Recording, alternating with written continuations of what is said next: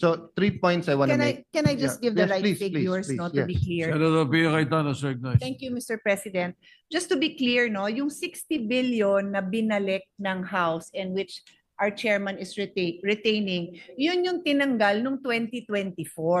Okay? So binabalik yan ngayon. Pero yung kailangan bayaran in 2026 is 69.78 at ang nasa NEP lang is 53.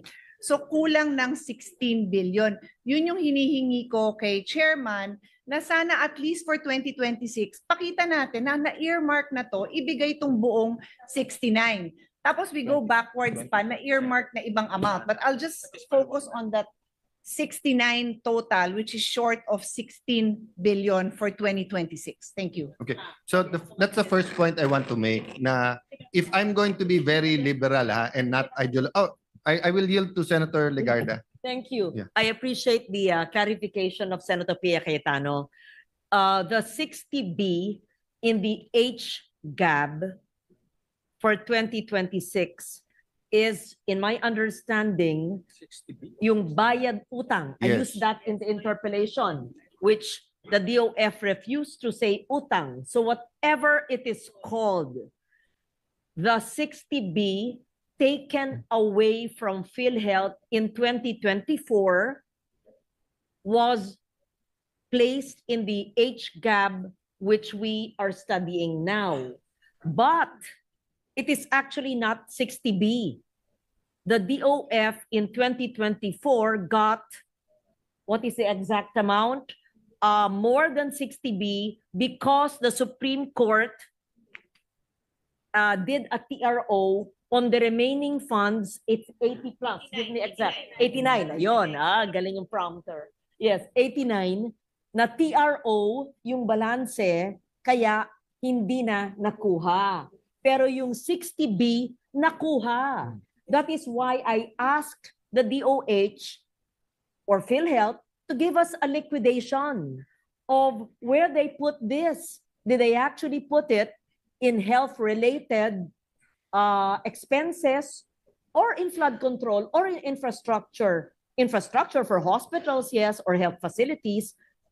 It was still unclear in the interpellations. Yes. So in the coming year, they owe it to us and to the Filipino people that they explain where they put the 60B. And I hope, and thank you to the chair, that he retained the 60B. That's only 2024. Senator Pia Cayetano is correct in saying that we, meaning Senate and the House, owe the Filipino people and PhilHealth the amount allocated in the NEP of 2025. Yes. It was in the HGAB. It was in the GAA. Taken out in the BICAM. I'm sorry, I have to say this, right, Senator Pia? So it is not in this year's GAA. And mind you, it is a mandated earmark allocation from the syntax law. Tama ba? Yes. So yun po ang hindi pa natin binibigay. Yung sinabi po ni Senator Pia Cayetano na nasa NEP ng 2026 for next year, kulang.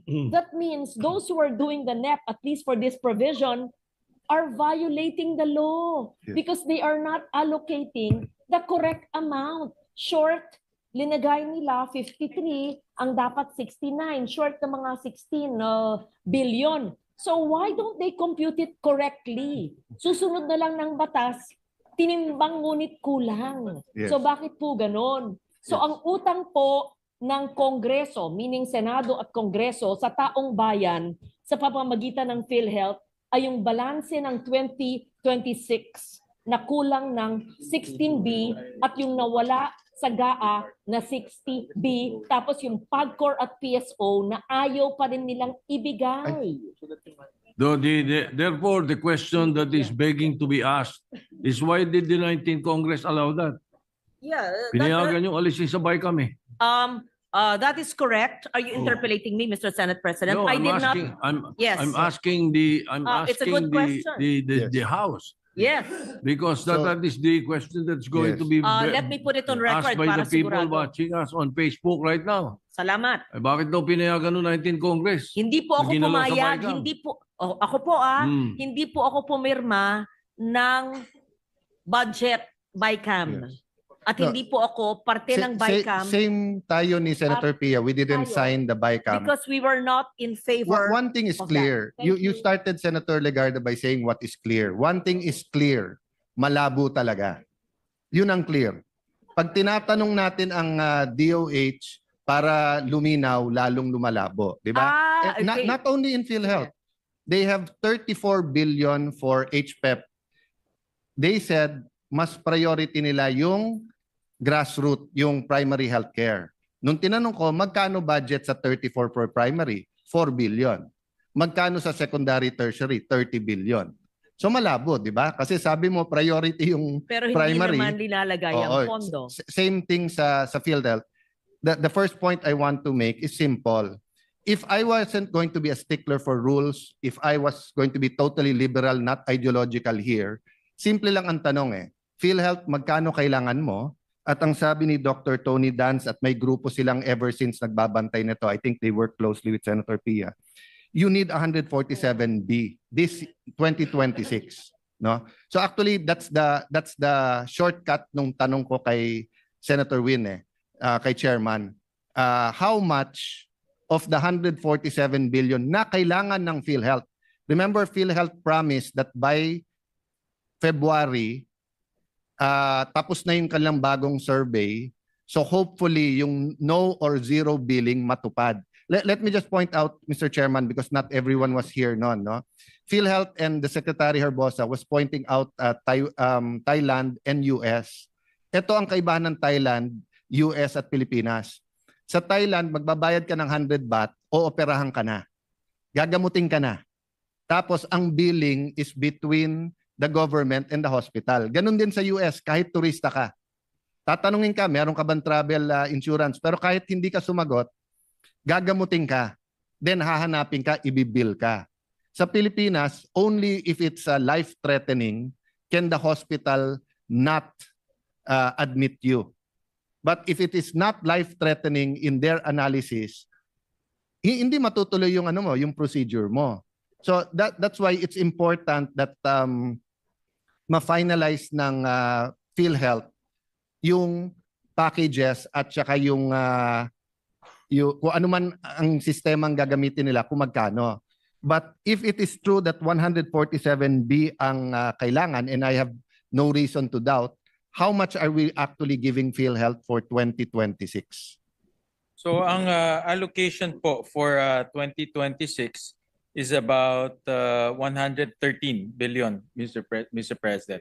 And just to join the conversation, talaga hong based doon sa syntax law, may mga shortfalls yung pagre-remit ho sa PhilHealth. And I talked to Senator Pia, Senator Risa, and Senator Lauren na next year, 2027, let's come up with a payment scheme or payment plan na every year mabayaran na itong shortfall. No? I appreciate that, Mr. Chair. That was my second point, di ba? Kaya lumobo din yung sa military. Kasi nga, hindi nagkaroon ng cut-off So halimbawa, sa 5th year may utang ka. Starting sa 6th year, hindi ka na uutang. I mean, bayaran mo na ng tama. I think the starting point for hopefully next year, pero kung sabihin natin 2027 is, ano ba yung allocation nyo? Hindi pwedeng hindi ibigay in accordance with law or Correct. amend the Tama. law. Diba? Okay. So, having said that, Mr. Chair, may I manifest na kung 17 billion lang naman yung diferensya na. No, hindi ko nilalang ang 17 billion pero alam kong kayang hanapin yon. Kung between 130 and 147 ang kailangan, why don't we symbolically all agree to find that 17 billion, no? Again, not for there are certain things that I would try to insist that be here today. Especially that smaller kasi katulad nung sinabi kong sa Mindanao Railway, malaki naman ang tinanggal natin sa DOTR So by merely restoring some of that, tingin ko pwede. But katulad nito, I would still think if you can meet nga with the several advocacy groups Yes, Mr. President. and we can find a way, I think it will be a small victory for all of us, no, all of you who fought for this, kung maibigay yung 17B. Tapos to semi-answer the Senate President, actually hindi legislature eh. Ang nangyari, may nagamit yung administration sa special provision, paano ilipat yung pondo. Ni number 4. Oo. And technically, the theory was good. The theory was, if you have excess funds anywhere and you use it productively, 'di ba? So kung may kumpanya ka, 'di ba, Win and Allen Corporation, no? And may 3 bulsa, shampoo, health products at saka kotse. At medyo awas siya cash yung kotse. Actually, kung gagamitin mo yung pera to build that company, babalik din siya. Yun yung intention. Ang problema nga, nangyari yung flood control at nabuko yung PhilHealth na hindi naman pala kayo zero billing o no billing, di ba?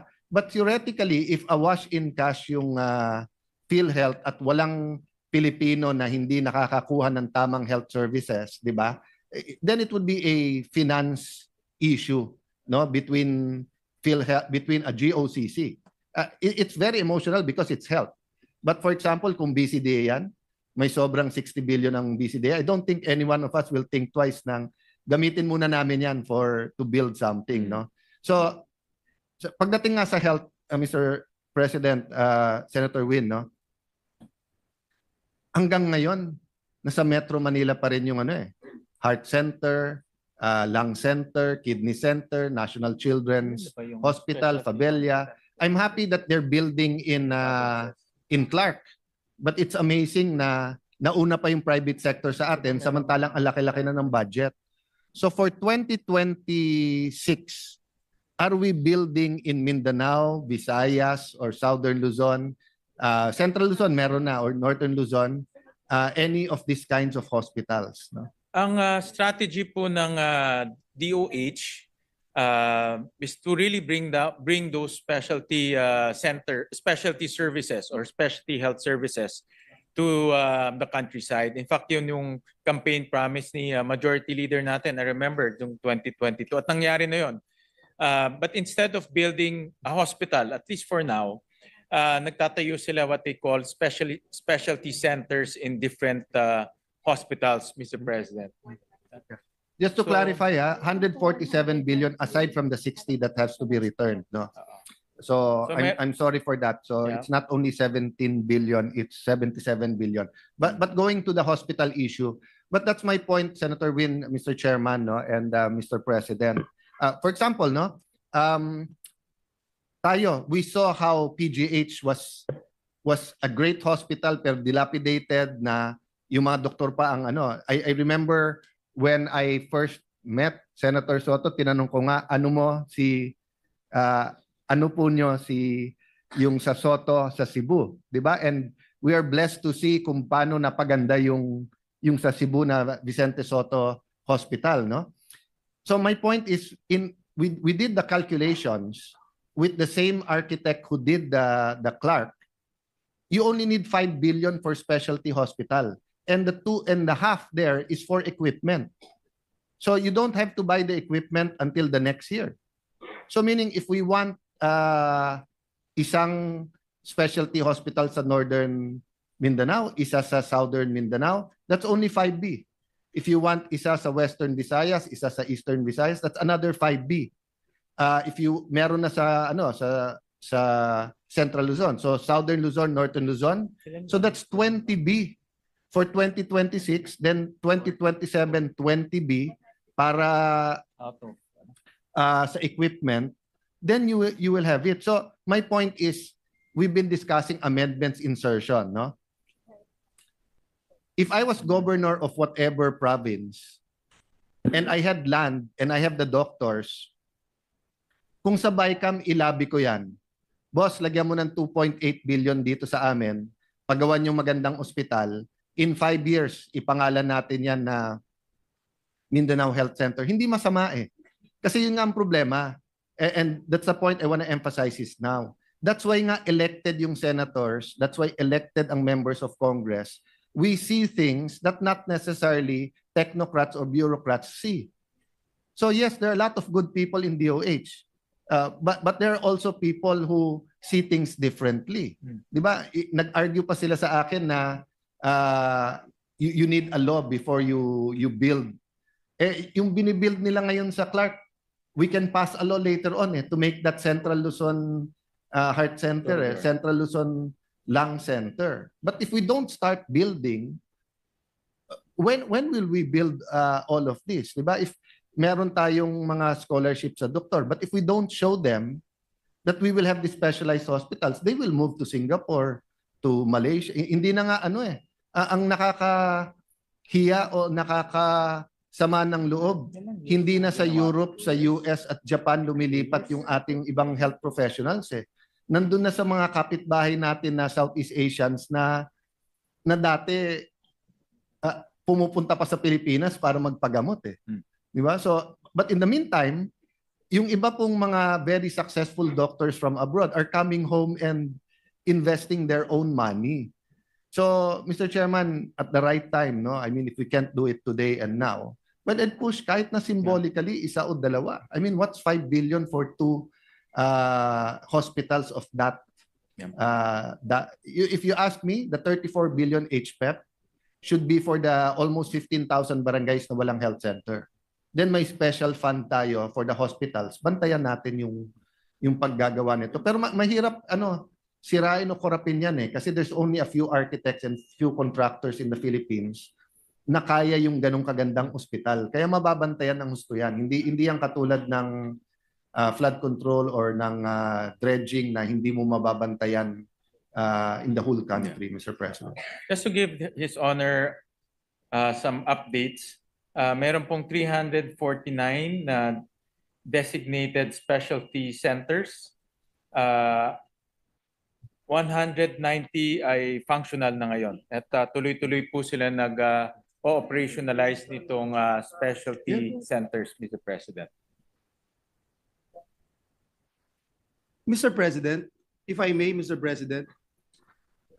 Thank you, Mr. President. Mr. President, just to intervene with the indulgence of our minority leader, and let me put also into the records of this chamber my full support to what the minority leader has been espousing. I think I have heard about this proposal since the time I have known him in Congress, in the House of Representatives, that we should put lung center, heart center in at least, you started, minority leader, just one in Visayas, one in Mindanao. And I remember that more than 20 years ago.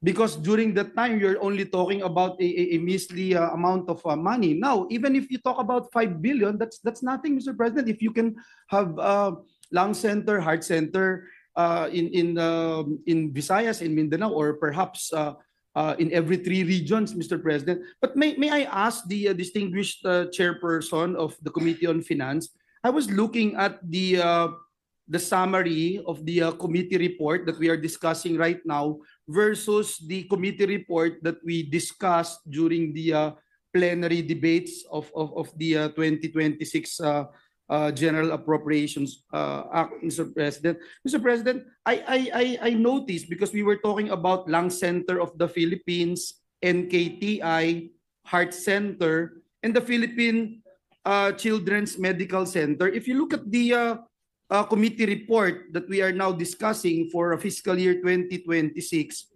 ito pong mga ospital na ito ay nabawasan pa from our original discussion and debates during the interpellations by 200 million each.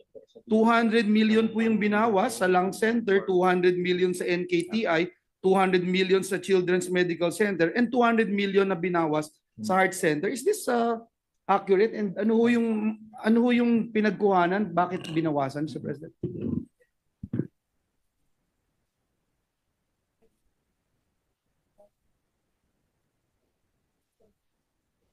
Well, Mr. President, nagdagdag ho tayo dyan sa mga equipments ho nila at nagdagdag rin ho tayo ng mga allocation, for example, sa zero balance billing, Mr. President.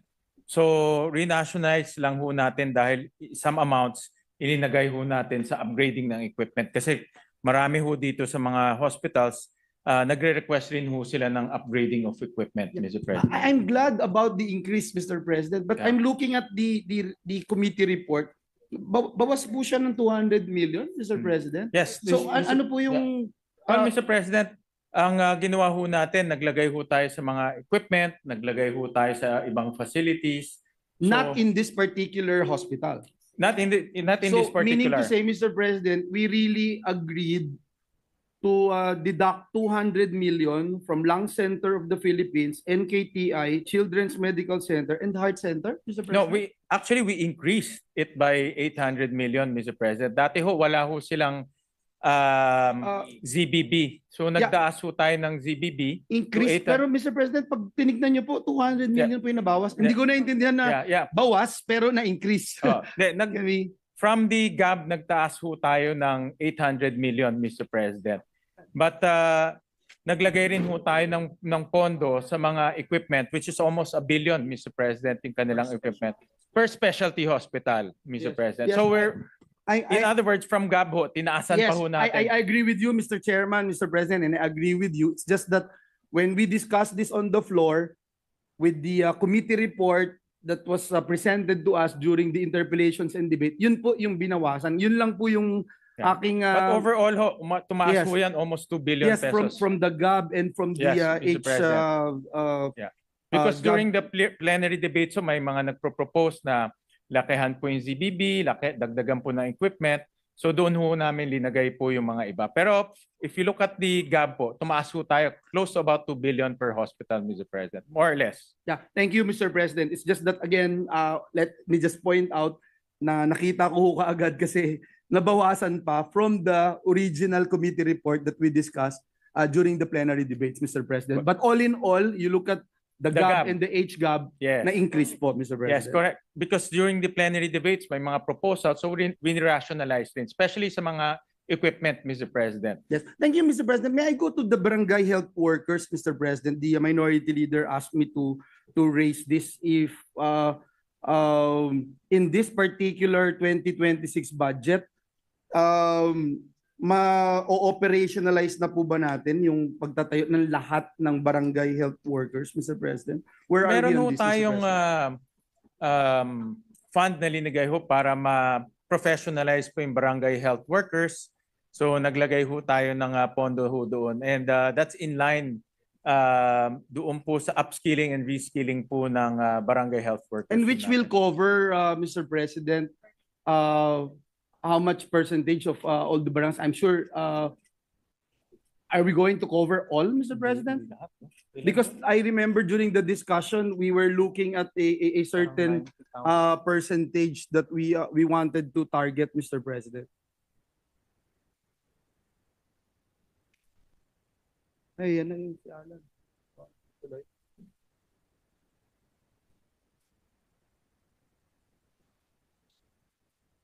Dito na ako sa barangay. Mr. President, Chairman Win, while you're looking at the statistics for the primary or barangay health centers, may I propose, in the same manner na titignan nyo for 2027, yung magkano utang sa PhilHealth tapos ayusin na. When we have a target, whether it's classrooms, whether it's barangay health centers, why don't we look at it at, let's say, at a 5-year period? Yeah, tama. Diba? And then, I agree, mag-target Mr. tayo President. paano tatapusin. Kasi kung hindi, moving target Yeah, parati. Mr. President. I agree.